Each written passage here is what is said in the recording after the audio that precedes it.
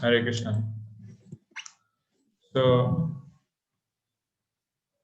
previous session we had discussion about Bhagavad Gita's five truths of Bhagavad Gita, which is discussed in Bhagavad Gita. Bhagavad Gita में जब 5 सत्य जिसका वर्णन किया गया है उसको हमने देखा था पिछली कक्षा में। तो आज हम लोग उससे आगे बढ़ेंगे इंट्रोडक्शन, भगवद गीता के इंट्रोडक्शन से। तो इससे पहले कि हम लोग चर्चा शुरू करें, मंगलाचरण में एक छोटा सा मंगलाचरण करूंगा, आप मेरे साथ दोहरा सकते हैं। म्यूट भी अनम्यूट कर सकते हो आप अपने आप में चाहो तो, and we can go ahead. So I will speak, then we can also speak. ओम अज्ञान तिमिरन्धस्य ज्ञानांजन शलाकया चक्षुर उन्मीलितं येन तस्मै श्री गुरुवे नमः। जय श्री कृष्ण चैतन्य प्रभु नित्यानंद श्री अद्वैत गदाधार श्रीवासादि गौर भक्त वृंद। Hare Krishna Krishna Krishna Hare Hare, Hare Ram Ram Ram Hare Hare. So welcome back again. So I am just sharing my mind map with you all.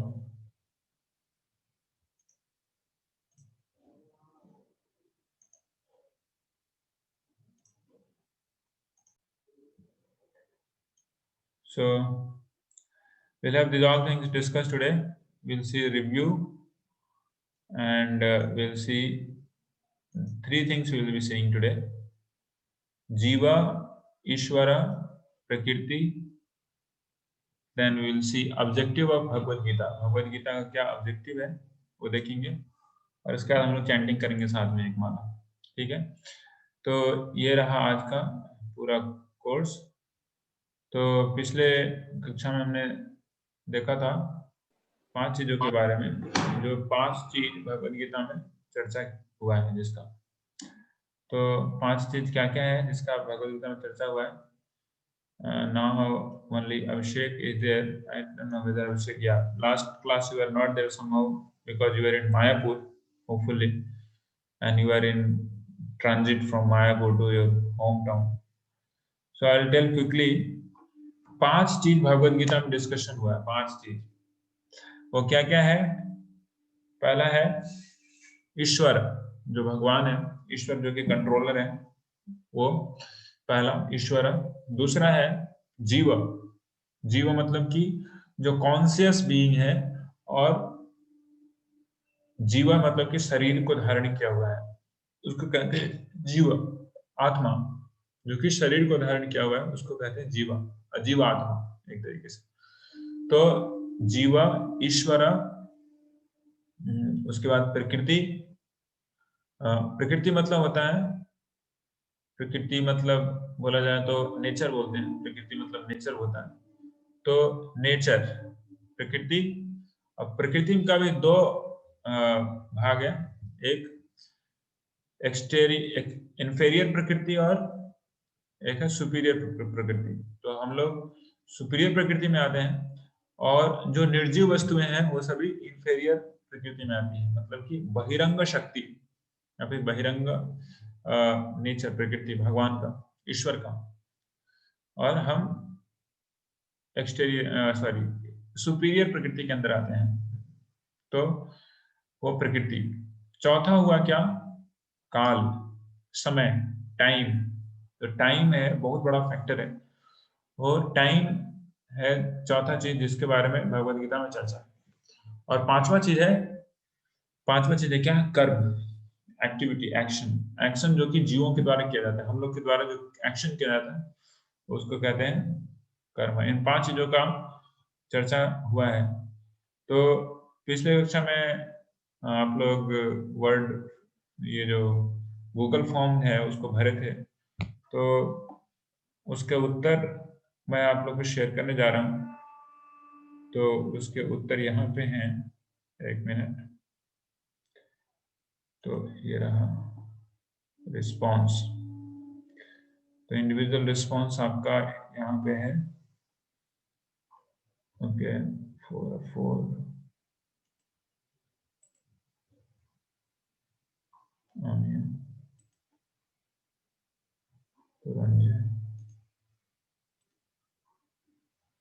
Ishan pro का। तो ईशान प्रो यहाँ पे अवेलेबल है, जो पिछली कक्षा में आंसर लिखे थे। तो आपके लिए मैं शेयर स्क्रीन कर देता हूँ, तो दिख रहा होगा आपको। Who possess localized? Okay. How many rounds chanting Hare Krishna done in last week? 20. What service would you like to offer chanting? Yes, ये भी आंसर सही है आपका, लगभग सारा आंसर सही है। ईश्वर इज कंट्रोलर ऑफ कोर्स। सोने की खान और सोने का टुकड़ा का जो डिफरेंस है, ये किसके लिए दिया गया था? ईश्वर और जीव को बताने के लिए दिया गया था, ये भी सही है। और मटेरियल नेचर जो है वो भगवान का इन्फेरियर नेचर है, ये भी सही है। कुछ वक्त लोग एक्सटीरियर लिखे हैं तो वो गलत है। और material nature is having 3 qualities which one is not among them, वो है क्या? Transcendental. Material nature is not transcendental. और उसके बाद है इंजॉयर और सफरर, कर्म को भोगने वाला और भुगतने वाला, वो कौन है? जीव ही है। भोगने वाला मतलब इंजॉयर और भुगतने वाला सफरर तो वो जीव ही है, न कि शिव है, न ही ईश्वर है, न ही काल और न ही प्रकृति है। तो इस तरीके से तो हमने देखा कि कैसे ये जो 5 चीजें हैं जो कि सबसे महत्वपूर्ण चीजें हैं, लोगों को जानकारी होनी चाहिए, जिसके बारे में अक्सर लोगों को पता नहीं है। बहुत बड़ी बड़ी डिग्रियां तो रहती हैं, लेकिन इन सभी फंडामेंटल 5 चीजों के बारे में उनको पता नहीं होता। तो आज हम लोग मुख्य रूप से 3 चीजों के बारे में चर्चा करेंगे, जिसको मैंने कुछ समय पहले आपको दिखाया था इसमें, सॉरी ये रहा। तो जीवा, पहला चीज है जीव। तो जीवा मतलब क्या? अभी जो मैंने आपके साथ जो शीट या फिर जो कंटेंट शेयर किया था, कल शेयर किया था, उसमें श्रील प्रभुपाद जी बता रहे हैं जीव जो है उसका जो चेतना है वो लोकलाइज चेतना है, मतलब कि उनकी जो चेतना है एक शरीर भर में ही स्थित है, लेकिन जो चेतना है वो दिव्य है, ट्रांसेंडेंटल है। उनकी जो चेतना है वो है ट्रांसेंडेंटल, वो दिव्य चेतना है। और उसके बाद लेकिन ये दिव्य चेतना है जीव की, इसको बोला गया है प्रोन टू अडल्टरेशन, मतलब कि ये जो चेतना है उनकी, ये उनका चेतना गंदा हो सकता है, मतलब कि दूषित हो सकता है, बहुत ही दूषित होने के प्रति बहुत ही प्रोन है, मतलब कि बहुत आसानी से जीवों की चेतना को दूषित किया जा सकता है, फिर दूषित हो जाता है। और कैसे दूषित होता है? वो है अहंकार से। और अहंकार से दूषित होने के कारण, अहंकार के कारण इच्छाएं आती है, और इस तरीके से वो क्या होता है? वो सफर करता है या फिर एंजॉय करता है, या भोगता है या फिर भुगतता है। तो इस तरीके से ये किनका स्थिति है? जीवों की स्थिति है, हम जैसे लोगों की स्थिति है। लेकिन ईश्वर का भी कुछ एक ही जैसा गुण है, ईश्वर के भी गुण एक ही जैसे हैं। जैसे हम लोग यहाँ पे देख रहे हैं, ईश्वर का भी जो चेतना है वो ट्रांसेंडेंटल है, दिव्य है। प्रभुपाद जी बताते हैं ईश्वर और जीव दोनों की जो चेतना है वो दिव्य चेतना है, एक ही टाइप की चेतना है। जैसे हमने देखा था सोना का टुकड़ा और सोने का खान। सोने के खान में सोना बहुत ज्यादा होता है और सोने के टुकड़े में सोना बहुत कम होता है, लेकिन सोना का जो एलिमेंट है, तत्व है, वो सोना ही है, भले ही वो खान में हो या फिर किसी के कान में हो। सोना का जो तत्व है वो एक ही है।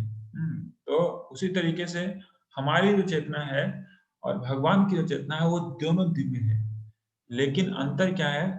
हमारी चेतना वो गंदगियों से प्रभावित हो सकती है बहुत ही जल्दी, लेकिन ईश्वर की चेतना नहीं होती। इसलिए बोला जाता है नेवर बिकम्स कॉन्टामिनेटेड। भगवान की, ईश्वर की चेतना होती है वो कॉन्टामिनेटेड नहीं होती।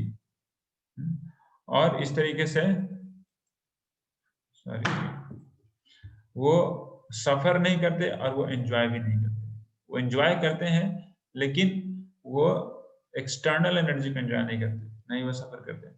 तो ये है सुप्रीम कॉन्शियसनेस, उनकी जो चेतना है, ईश्वर की जो चेतना है और जीवों की चेतना में ये बहुत ही बेसिक अंतर है। यह सुप्रीम कॉन्शियसनेस ईश्वर और जीव है लोकलाइज्ड कॉन्शियसनेस। मतलब जो ईश्वर है प्रत्येक जीवों के बारे में जानते हैं, क्या चल रहा है उनके साथ, और यहाँ तक कि जो डेड मैटर है, जैसे कि यहाँ पे मैं टेबल के ऊपर लैपटॉप रख के सामने बैठा हूँ, टेबल के अंदर में भी क्या चल रहा है उसकी स्थिति को भी जानने वाले कौन है? वह ईश्वर, जिनकी चेतना उस टेबल के अंदर भी है। भले ही टेबल का अपना कोई चेतना नहीं है, टेबल खुद का कोई उसकी इच्छा नहीं है, फिर इंडिपेंडेंटली कुछ कर नहीं सकता, लेकिन परमात्मा या फिर ईश्वर की चेतना उस टेबल तक भी बढ़ती है या फिर फैली हुई है। इसलिए इसकी इनकी चेतना है उसको बोलते हैं परवेडेड कॉन्शियसनेस। और जीव सिर्फ इच्छा करता है और जो ईश्वर है वो उस इच्छाओं की पूर्ति करता है। हम लोग सिर्फ इच्छा करते हैं, हम लोग सिर्फ इच्छा करते हैं और वो इच्छाओं को याद दिला के पूर्ति करने का काम कौन करते हैं? वो है ईश्वर।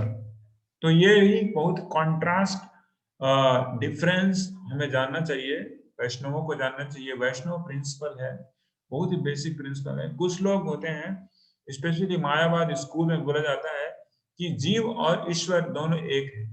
जीव की भी चेतना है ना, वो सुप्रीम कॉन्शियसनेस में बदल जाती है कभी।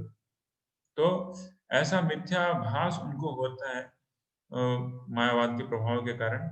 लेकिन ऐसा कभी नहीं हो सकता कि जीव कभी ईश्वर के समान हो जाए या फिर ईश्वर की जैसी चेतना फैली हुई है सारे संसार में प्रत्येक कण कण में, वैसा कभी भी जीव की चेतना नहीं हो सकती। लेकिन कभी कभार लोग भूल कर बैठते हैं, बोलते हैं कि जीव की भी चेतना ईश्वर के समान हो सकती है।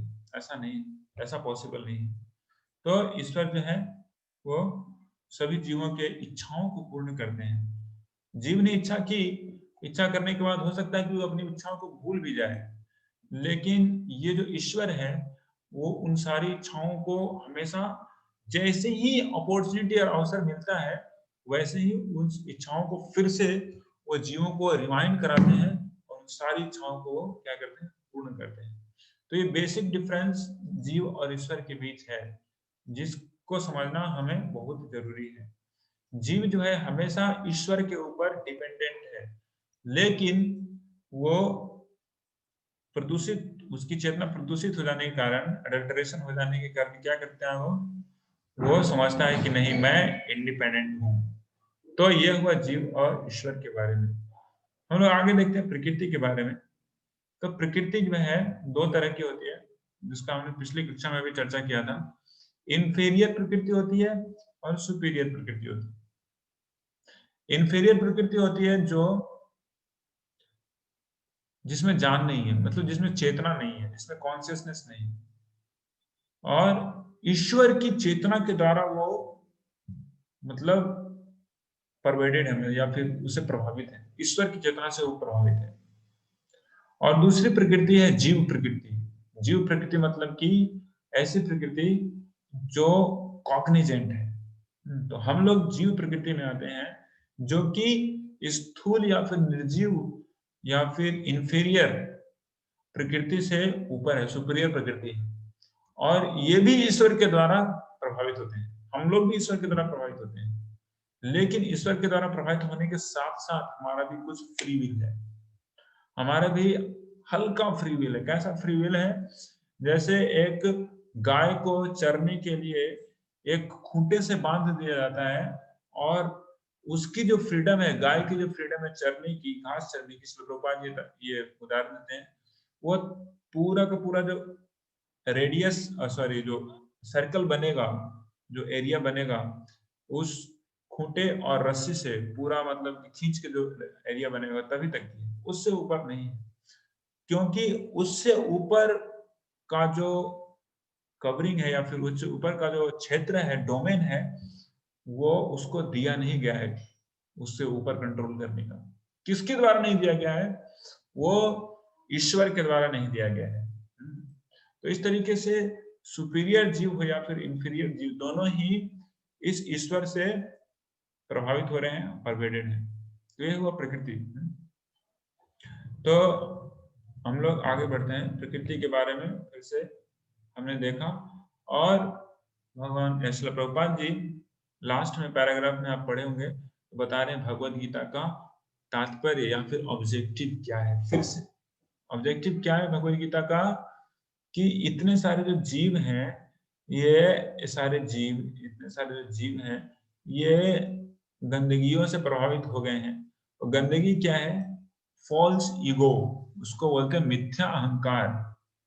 मिथ्या अहंकार मतलब अपने आप को शरीर समझना, अपने आप को एक इंफीरियर नेचर का एक फलीभूति या फिर उसका इफेक्ट समझना। मतलब अल्टीमेटली बोले जाए तो अपने आप को शरीर समझना। तो यह है मिथ्या अहंकार। हम लोग अपने आप को शरीर समझ बैठते हैं, लेकिन हम लोग शरीर नहीं है। शरीर जो कि पंचभूत और 3 सूक्ष्म वस्तुओं से, तत्वों से बना है। वो क्या क्या है? 5 जो स्थूल चीजें हैं, अर्थ, वाटर, धरती, आकाश, वायु, अग्नि और जल। अर्थ, वाटर, फायर, एयर, इथर। तो इन 5 चीजों से, उसके बाद 3 है मन, बुद्धि, अहंकार। तो हम लोग अपने आप को आत्मा नहीं समझ के जब अपने आप को इस 8 चीजों के द्वारा बना हुआ शरीर समझ बैठते हैं, तो वही सबसे बड़ा कारण है हमारी दुर्गति का। सबसे बड़ा दुर्गति का कारण वही है, जिसके कारण हम लोग यहाँ पे संसार में बहुत दुख भोगते हैं। तो भगवत गीता का ये प्रथम ऑब्जेक्टिव है कि जीवों को सबसे पहले ये समझाएं कि वो शरीर नहीं है, वो आत्मा है। इसलिए तो भगवत गीता भगवान श्री कृष्ण द्वितीय अध्याय में अर्जुन को बार बार एक ही चीज बता रहे हैं कि हे अर्जुन, तुम जिसके लिए तुम इतनी चिंता कर रहे हो, वो आत्मा है, उनका कभी भी मृत्यु नहीं होती, उनका कभी जन्म नहीं हुआ, वो हमेशा अमर है, हमेशा रहेंगे। लेकिन ये शरीर, एक शरीर को छोड़ के दूसरे शरीर में जा रहे हैं। तो इस तरीके से वो हमेशा से थे, हमेशा से हैं और हमेशा रहेंगे। तो इस विषय वस्तु को भगवान श्री कृष्ण सबसे पहले बता रहे हैं, जिससे कि अर्जुन का मिथ्या अहंकार जाए। अर्जुन तो कभी मिथ्या अहंकार नहीं थे। वो भगवान की स्थिति, भगवान की प्लानिंग के लिए या फिर भगवत गीता को हम लोग तक पहुंचाने के लिए भगवान के द्वारा वो मोहित कर दिए गए थे, जिससे कि भगवान भगवत गीता उनको बोल सके।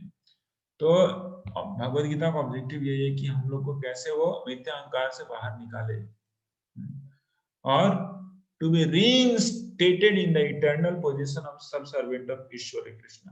और इस तरीके से भगवान की जो सेवा में है, भगवान की जो सेवा की जो स्थिति है, वो है सब सर्वेंट की स्थिति। मतलब कि भगवान सबके कंट्रोलर हैं, हम लोग कंट्रोल्ड हैं उनके द्वारा। तो उस स्थिति तक पहुंचना, वो है भगवत गीता पहुंचाना, वो है भगवत गीता का मेन ऑब्जेक्टिव। सब सर्वेंट मतलब सर्वेंट ऑफ कृष्ण। तो जब जीव इस चीज को समझ पाता है कि हमारी जो स्थिति है वो भगवान के प्रति एक सेवक की स्थिति है या फिर सबॉर्डिनेट की स्थिति है, तब वो क्या होता है, इस मिथ्या अहंकार के बंधन से छूट पाता है। ये मिथ्या अहंकार का बंधन बहुत बहुत बहुत कठिन है निकलना, इससे बहुत कठिन है निकलना। और इसी मिथ्या अहंकार के कारण लोग इस शरीर से दूसरे शरीर, है ना, बच्चा, छोटा बच्चा सोचता है कि यार मैं कब बड़ा होऊंगा, वो बड़ा होना सोचता है, मैं कब बड़ा होऊंगा, तो बड़ा हो जाता है, जवान बन जाता है। जवान में सोचता है मैं कब कब मैं बहुत बड़ा आदमी बनूंगा, पैसा कमाऊंगा, पैसा कमाने लगता है। सब सोच रहा है और सब हो रहा है।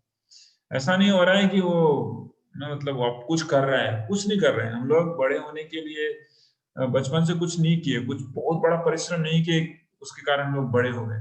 कोई किया क्या? आप लोग में से कितने लोग परिश्रम किए बड़े होने के लिए? कितने लोग जिम गए बड़े होने के लिए? कोई गया? कोई नहीं जाता जिम। ऑटोमेटिकली हो रहा है, हमारी इच्छाओं के कारण हो रहा है सब। हमने इच्छा की कि हम बच्चे हैं, हमें बड़ा होना है, हम भी दिखाना चाहते हैं कि हम कितने स्मार्ट यूथ्स हैं, तो हम यूथफुल को प्राप्त करें। उसके बाद हम चाहते हैं कि हम बड़े बने, हमारा लोग बात सुने, हमारे भी कुछ लोग हों जिसके अंदर, जो हमारे अंडर हों, तो हम उस स्थिति को प्राप्त करते हैं। लेकिन अंततः प्राप्त करते करते करते करते पता चलता है कि हम बूढ़े हो गए। लेकिन बूढ़ा होना कोई नहीं चाहता है, बूढ़ा होना कोई नहीं चाहता है, लेकिन बुढ़ापे का जो मजा है वो सब लेना चाहते हैं। बुढ़ापे में क्या मजा आता है? ज्यादा कंट्रोल होता है, ज्यादा पैसा होता है, सब मिलता है, लेकिन शरीर धीरे धीरे धीरे धीरे बिना किसी मतलब कि सेपरेट एंडेवर के वो अंततः मृत्यु को प्राप्त करती है। मृत्यु के समय भी जो इच्छाएं रहती है उसके कारण फिर से वो अगला जन्म उसको प्राप्त होता है। तो इच्छाएं ही है जो कि जिसकी उत्पत्ति होती है हमारे फॉल्स ईगो के कारण, मिथ्या अहंकार के कारण, कि हम आत्मा नहीं है, हम सर्वेंट नहीं है कृष्ण के, हम भगवान कृष्ण के सेवक को छोड़ के सब कुछ है, भगवान की सेवा करने से हमें कोई मतलब नहीं। तो जब इस फॉल्स ईगो का विनाश होता है, मतलब कि ट्रू ईगो, सत्य अहंकार है कि मैं दास हूं, मैं सर्वेंट हूं भगवान श्री कृष्ण का, ये है सत्य अहंकार। जब इस सत्य अहंकार को कोई प्राप्त करता है तो मिथ्या अहंकार स्वतः ही पलायन कर जाती है या फिर खत्म हो जाती है। और यही है पूरे वेद का सार, जो कि प्रभुपाद जी इंट्रोडक्शन में ही बता रहे हैं।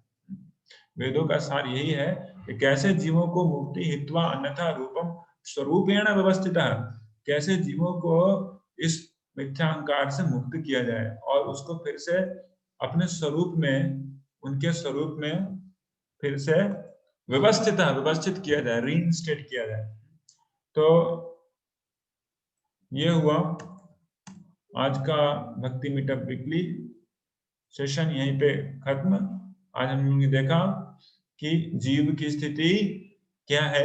जीव की जो चेतना है लोकलाइज है, एक जगह पे है, जितना उसका शरीर है उतनी बड़ी चेतना है, और उनकी चेतना भी दिव्य है। फिर भी दिव्य होने के कारण वो दोषों से या फिर फॉल्स ईगो, मिथ्या अहंकार से दूषित होने की उसकी पूरी की पूरी प्रवणता है, और उसके कारण वो बेचारा भोगता है और भुगतता है, थोड़ा सा भोगता है, ज्यादा भुगतता है। लेकिन ईश्वर की चेतना भी हमारी जैसी चेतना है, लेकिन उनकी चेतना सर्वत्र विद्यमान है, यहाँ तक कि स्थूल, यहाँ तक कि निर्जीव चीजों में भी उनकी चेतना फैली हुई, सब कुछ जानते हैं। इसलिए बोला जाता है घट घट व्यापी श्याम। तो कृष्ण जो है, श्याम जो है, वो घट घट व्यापी है, प्रत्येक कण कण में उनका निवास है। और वही जो ईश्वर है वो जितने भी इच्छाएं हैं सबको फुलफिल करने वाले हैं। हमारी हमारी स्थिति है सिर्फ इच्छाओं को करना, और इनकी इनके कार्य है, ईश्वर का काम है इच्छाओं की पूर्ति करना। प्रकृति के बारे में देखा, दो तरह की प्रकृति होती है, इन्फीरियर प्रकृति, सुपीरियर प्रकृति।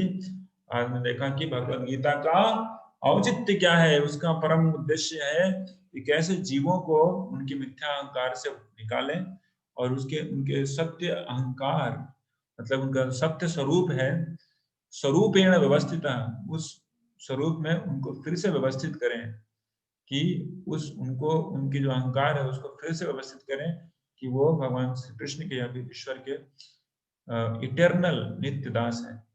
और यही पूरे वेदों का अंततोगत्वा पर्वत यही है। तो हरे कृष्ण कृष्ण कृष्ण हरे हरे, हरे राम राम राम हरे हरे।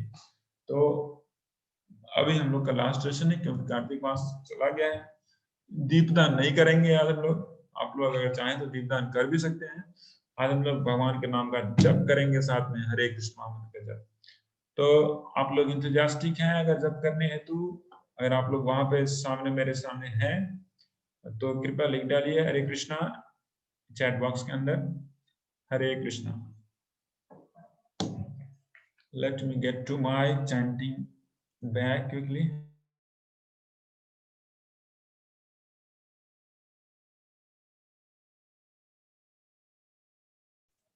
हरे कृष्णा। तो अपने आप को आप लोग अनम्यूट कर सकते हैं चाहें तो, जब करेंगे हम लोग साथ में। विष्णु बता रहे Krishna Krishna.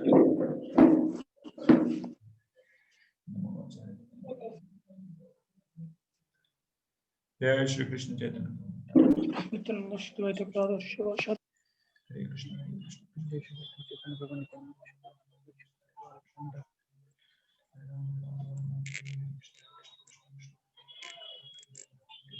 Hare Krishna, Hare Krishna, Krishna Krishna. Hare Krishna, Hare Krishna, Krishna. Ram Ram Ram Ram. Hare Krishna, Hare Krishna, Krishna Krishna. Hare Krishna, Hare Krishna, Krishna Krishna. Hare Krishna, Hare Krishna, Krishna Krishna.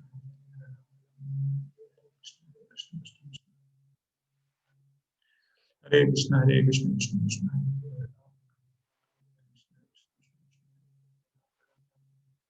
Hare Krishna, Hare Krishna, Krishna Krishna.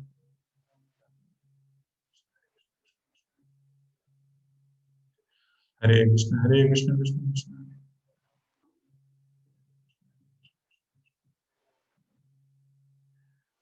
Krishna, Hare Krishna. Thank you so much once again for coming into this Bhakti Meetup weekly session, BM99. Hare Krishna, Hare Krishna, Krishna Krishna, Hare Hare, Hare Ram, Ram Hare Hare Ram Hare. Hare Srila Prabhupada ki, Srimad Bhagavad Gita ki. Jai. Hare Bo, Hare Krishna. Hare Krishna.